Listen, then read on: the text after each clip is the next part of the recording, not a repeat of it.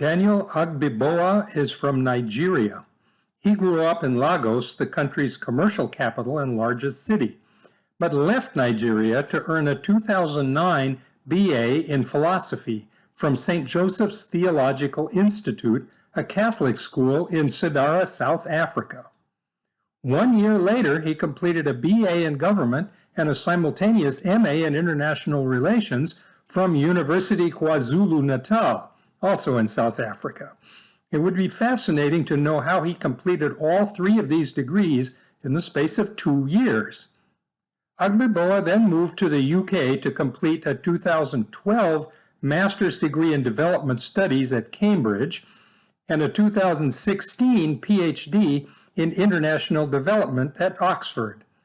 Sometime in between Cambridge and Oxford, though, he apparently spent some time in Australia as well, because this 2013 publication lists him as a doctoral student at the Australian National University.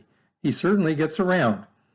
Immediately after graduating from Oxford, he was awarded a postdoctoral research position at the University of Pennsylvania for a year, and then became an assistant professor of conflict analysis and resolution at George Mason University from 2017 to 2019.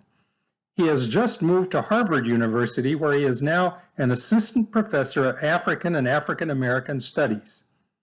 Although in his career, Agbiboa has built his professional reputation mainly by research on transportation, politics, and corruption, his early religious training in South Africa came in handy for this article dealing with the notoriously violent Boko Haram Islamic terror group in Nigeria. We could hardly ask for a more dramatic case study of Coleman's much earlier warning about how the alignment of different dimensions of social cleavage or boundaries can magnify the danger of runaway or explosive violence in a society. Identifying any solution is a much harder problem. Most Americans probably have a very sketchy understanding of the dramatic events and conditions described in this article. They may know that Nigeria is in Africa, and may even have some idea that a sizable fraction of African American ancestry is Nigerian in origin. So perhaps it is worth pointing out that this article gives us insight into one of the most important countries in the world. Nigeria's population of more than 200 million people makes it the largest country in Africa, and in fact the 7th largest population in the world. It has almost as many people as Brazil and covers an area larger than France and Germany combined. As a member of OPEC, it is one of the world's leading exporters of oil, bringing vast wealth into the country. Most importantly for us in our study of religion, Nigeria is one of those places in the world where the population is almost evenly divided between Christians and Muslims. Since we're concerned here with religious conflict, and since Christians and Muslims are often thought of as getting into such conflicts, this should be an important place to study. Daniel Agbiboa grew up in Lagos, shown at the lower left corner of the Nigerian map, formerly the capital of the country, until it was moved to a more central compromise location in Abuja in 1991. We will see why his origins in Lagos may be important later on. In this article, he focuses in particular on one rather horrific terrorist group referred to as Boko Haram by most people, although its followers have a much longer, more complicated name for themselves. The word Boko for book comes from the indigenous Hausa language in Nigeria, but the word haram for bad or forbidden is actually an imported Arabic word. This should be your first clue that this group, whose name means Western ideas are bad and forbidden, is an Islamist movement that aims to sweep away all traces of Western colonial influences in the country and to establish an Islamic state governed by Sharia law based on the Quran. If you have heard of Boko Haram before, it was probably in the context of some horrific terrorist act such as blowing up police stations, robbing banks, or killing everybody in a village somewhere in the Nigerian countryside. Their deliberate use of violence and terror to destabilize the existing government and create the chaos needed for their Islamic revolution has made them a favorite target for anti-terrorist efforts on an international scale, including ongoing assistance from the United States to the Nigerian government.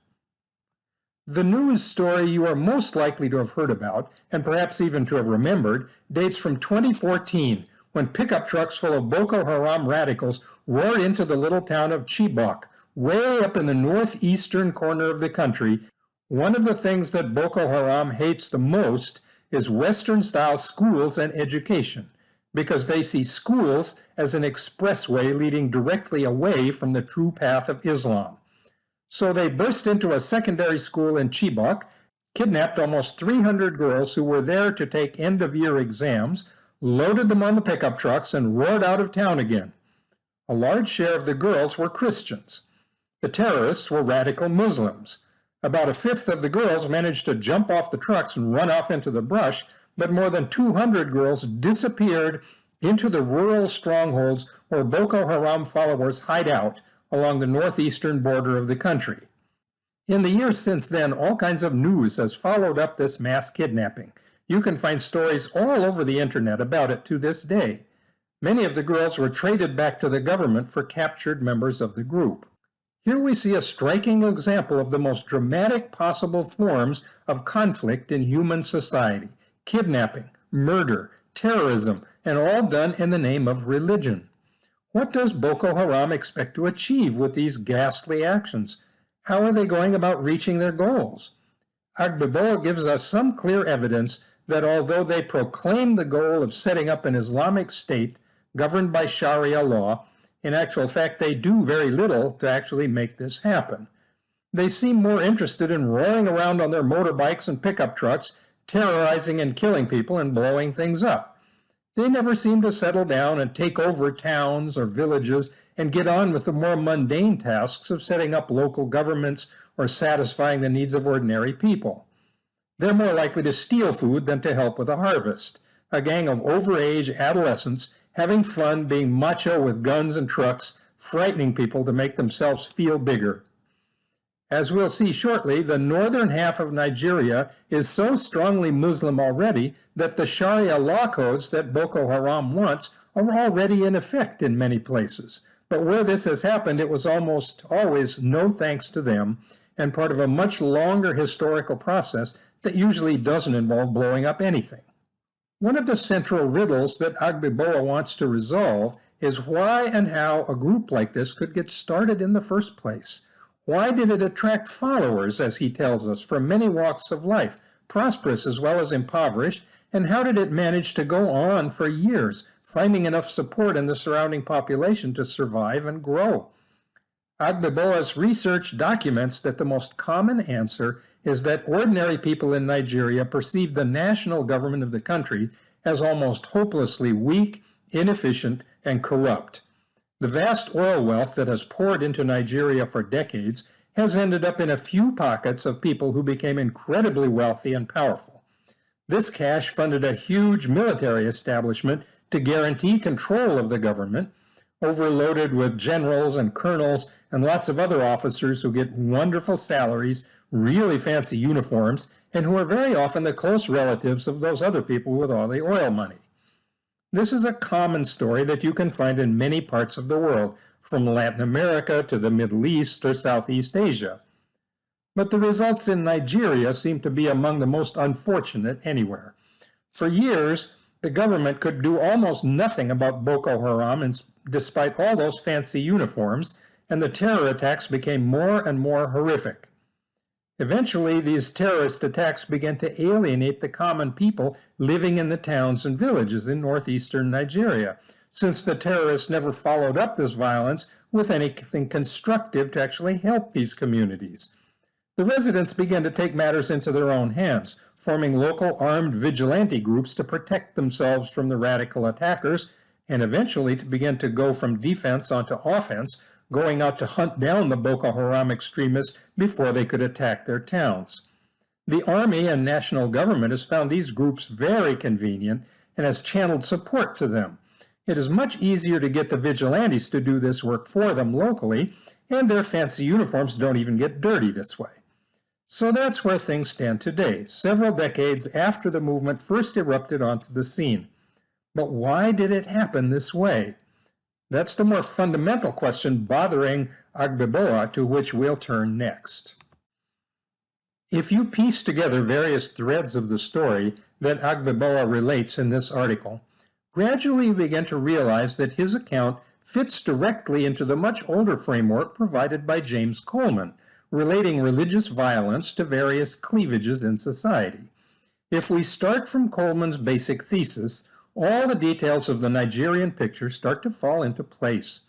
Coleman suggested that when social boundaries marking all the different dimensions of cleavage between groups in society line up and coincide, that's when conflicts between groups are strongest and most dangerous. We can illustrate this general principle by looking at the various dimensions of social cleavage in Nigerian society. The place to start, of course, is with that statistic that the population is almost evenly divided between Christians and Muslims, with hardly any other religious groups of any important size in the country. People who think that Muslims are always out to kill or convert Christians, or vice versa, might find this enough of an explanation all by itself. But there are other places in the world where splits like this occur, and not all of them end up with Boko Haram roaring around the countryside shooting guns. We need to consider additional dimensions of cleavage. Closely related to religion, we might turn next to boundaries between ethnic groups.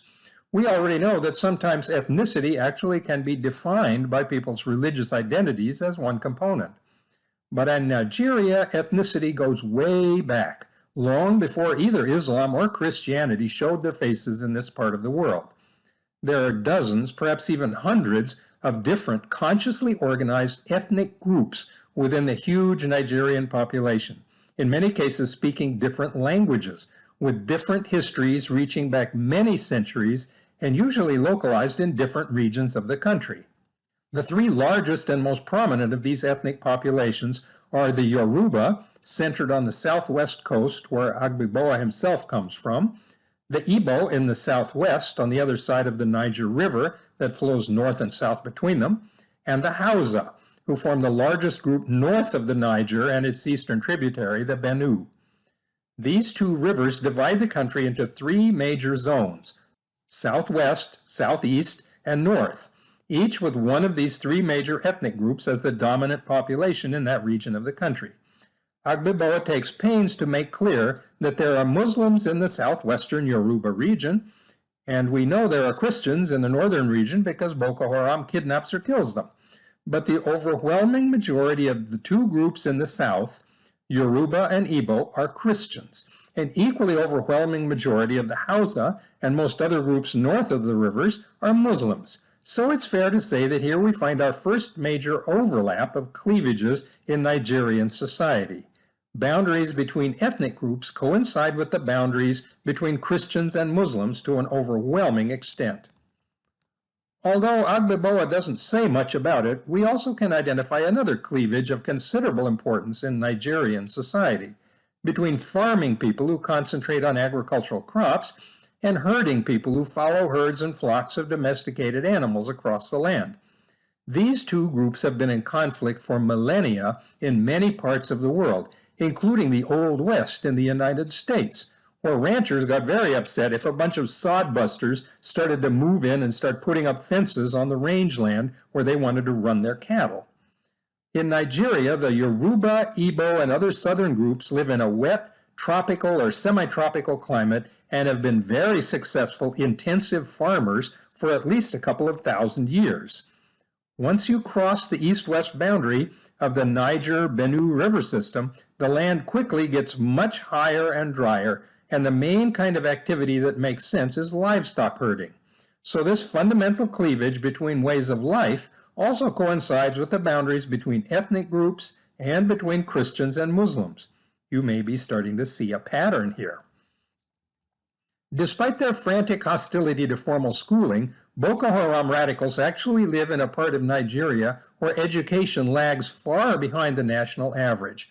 The most educated parts of the country are along the southern coast, where the great cities of Lagos and Port Harcourt connected the country to the rest of the world and served as the gateways for European colonial influence starting a few centuries ago.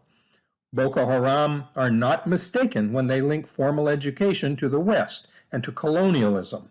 Schools and universities were established by colonial powers, modeled on European institutions, and have had their greatest success and effects in the areas most involved in those colonial systems. As a result, the south of Nigeria, including Agbiboa himself, is far more educated than the north, even if he left the country for his higher education, which must have been quite expensive. This means that the educational cleavage in the country runs along the same split between north and south as the ethnic boundaries, the economic boundary of subsistence activity, and the religious boundary between Christians and Muslims. Another result flows directly from these other boundaries just documented. The oil wells and refineries lie along the south coast of the country, and the land in the south gets plenty of rain and produces abundant harvests. The population here sends many more of their children to school. Thus, it should be no surprise to find out that the extent of poverty in Nigeria follows exactly the same social contour lines as all the others. The further north you go, the poorer people are. Poverty provides yet another overlapping line of cleavage through the middle of the country. We might keep on exploring other dimensions of social differentiation, such as political parties and election results, but we don't really need to bother because we would only find out that, again, the cleavage in the country follows the same line, pretty much right along the east to west line of the Niger-Benue river system. Virtually any dimension of social cleavages that you might dream up will almost certainly just be added to this same split between north and south of the country. Coleman told us what to expect when such total overlap happens. If any conflict gets started in any one of these social dimensions, such as quarrels between farmers and herdsmen, or resentment of rich people by poor people, or fear of Christians by Muslims, or of Muslims by Christians, the conflict can be transmitted quickly from any one of these dimensions to any and all of the others, because people find themselves lining up with each other or opposite to each other no matter which way they look. This can lead to runaway or explosive conflict, hard to stop or even to slow down. Boko Haram and their vigilante opponents provide a very clear illustration of this general principle coming to life right before our eyes. Like the macho, overgrown adolescents in Boko Haram, you might be tempted to blame all the problems of overlapping cleavages in Nigerian society on European colonialism, with its exploitive stealing of the raw materials of the country, its Western schools destroying cultural traditions, its Christian missionaries, and all the rest. Some of these criticisms are in fact valid and reasonable, but the overlapping social boundaries that we have seen, all running along that east to west line of the Niger and Benue rivers, goes back much deeper in history than just a couple of centuries of European colonial adventurism and exploitation. The deepest root is probably the geographic one that splits the country between wet tropical southern lowlands and arid interior northern highlands. These climate zones practically dictate fundamentally different ways of life for any sustainable society that wants to occupy such landscape for hundreds or thousands of years. The major ethnic groups that we find in the country today were not produced by colonialism. They are heirs of ancient indigenous civilizations that existed long before any contacts with Europe or any other part of the world. These distinct cultural heritages shaped the lives of the different ethnic groups in their different geographic zones in fundamentally different directions, including farming versus herding, but also eventually their contacts with other cultures. The southern groups experienced contacts from the sea. The northern civilization had contacts with other groups further north in Africa. This explains, for example, why the north of Nigeria is overwhelmingly Muslim. Merchants from Egypt and other Muslim lands were trading with the established civilizations in Nigeria as early as the year 1000, around the same time as the Great Schism was splitting up Christianity into Catholic and Orthodox halves. These traders and their reports when they got back to Egypt or some other home never generated efforts to gain political and economic control of these civilizations and turn them into actual colonies. But it is fair to say that Islam has been colonizing northern Nigeria intellectually and religiously for at least 1,000 years, about 3 times longer than the colonial activity in the south of the country by European powers. So it is kind of strange that Boko Haram and other Islamic extremists in the northern areas of the country blame all the country's problems on outside interference. After all, Islam itself is outside interference in this deeper indigenous history of the people living in what we call Nigeria today. Once we recognize the fundamental root of Nigeria's problems as the overlap of so many dimensions of cleavage in society, the question naturally arises about possible solutions. Agbiboa dismisses the current answer of the Nigerian government immediately. Sending out the overstuffed and corrupt Nigerian army into the countryside to hunt Boko Haram, or even sending lots of oil money and weapons to the local vigilante militias in the north, does absolutely nothing to undo the dangerous overlap of all those different social cleavages at the root of the problem. Plus, trying to swat flies with a sledgehammer doesn't make you look very smart and probably won't even work. He does offer 2 recommendations instead. For one thing, he advocates getting the religious leaders on the Christian and Muslim sides to start talking to each other. The political leaders who line up on opposite sides of this same boundary also ought to start some kind of dialogue. No doubt that would be nice, but what are they going to talk about? Any Muslim leader who starts talking to the Christians may find himself blown up by Boko Haram. And any Christian politician who starts cozying up to the Muslims may find himself losing his next election anyway. And no amount of conversation will undo any of the other overlapping cleavages, such as between the farmers and the herdsmen, or the ethnic concentrations in different parts of the country with their different languages. It also would be nice if something could be done about what Agbiboa and many other observers have called the massive endemic corruption that seems to be everywhere in Nigeria, especially in the government itself. Everybody is on the take, getting bribes, doing favors for friends, and generally being unfair to their own advantage and enrichment.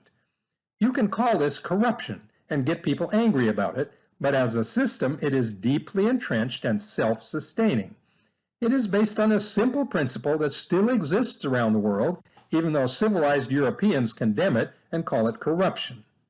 This principle says that your family, your relatives, your kin are the center of your life, and your highest moral obligation is to do everything you can for them whenever possible.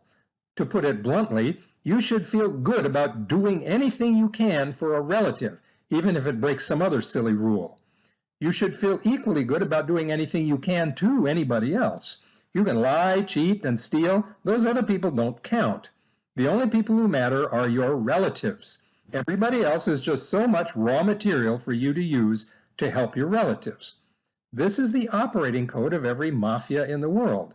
This was the rule by which royal families ruled countries all over the globe. This is still the way some politicians, even in several supposedly advanced Western countries, still seem to look at the world. No matter what levers of power you get your hands on, as an army general or head of a corporation or even high elective office, your only legitimate moral obligation is to help out your own relatives. Nobody else counts. We pass laws against this attitude.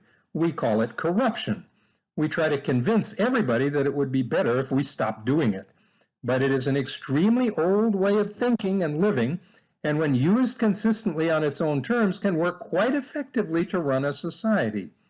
Many leaders in Nigeria still think in these old terms, doing anything they can for their families and anything they like to anybody else. They don't call it corruption. They call it family honor. It's not going to be easy to stamp it out because the people practicing this corruption believe in it. As long as we're baking pies in the sky to undo overlapping cleavages in Nigerian society, we might as well speculate about another kind of solution. What if Nigeria were just to draw a line along the Niger and Benue rivers right across the country from the middle of its western border to the middle of its eastern border, and then announce that this line and these rivers now form an international border? Other countries in Africa already have split in two in recent decades, so this is not a completely crazy idea. In the south, The new country would have to find some kind of way for the Yoruba, the Igbo, and the other ethnic groups to resolve issues about languages taught in schools, and so on. But in this new country, most people would no longer be split apart by cleavages of religion, or economic subsistence systems, or educational levels, or contrasts of poverty and wealth. Some cleavages would remain, but a number of crucial ones, particularly the religious cleavage between Christians and Muslims, would wither away to a large extent. Coleman even reminded us that when a dominant group greatly outnumbers a minority group, they feel less afraid of that minority and often are more willing to tolerate them.